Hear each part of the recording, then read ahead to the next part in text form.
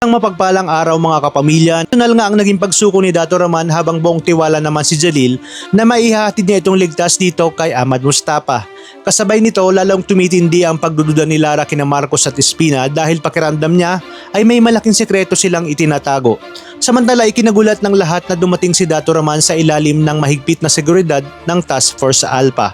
Bagay na lalong nagbanta sa mga taong maaring magbunyag ang kanilang mga lihim. Narito ang mga dapat nating abangan sa mga susunod na tagpo ng Blood versus Duty.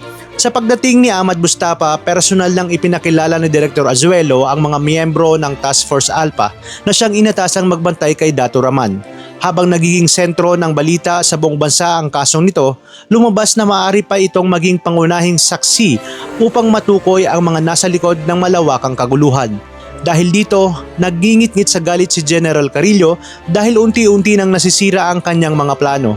Samantala, direktahang haharapin ni Lara si Espina at tatanungin kung paano nito nagawang mapasuko si Dato Raman. Nagnanoong kadali. Ngunit isang palaisipan na naman ang isasagot ni Espina, dahilan upang lalo pang maniwala si Lara na may itinatago itong malaking sekreto.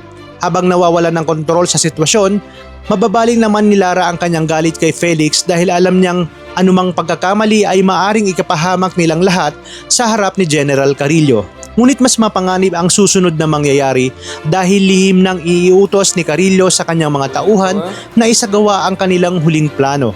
Dahil kapos na sila sa oras, handa na nilang patahimikin si Dato Raman bago pa nito tuluyang maisiwalat ang katotohanan at mga taong sangkot sa mga krimeng matagal nang itinatago.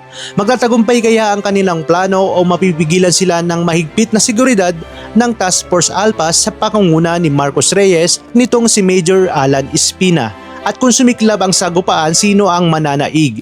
Ang mga tauhan ba ni General Carillo o ang mga pwersang nagpoprotekta kay Dato Raman? At darating kaya sa tamang oras ang mga elite operatives ni Ahmad Mustafa upang pigilan ang nakaambang pagdukot? Abangan natin sa mas tumitinding revelasyon, tensyon at bakbakan ngayong Martes dito sa Blood versus Duty.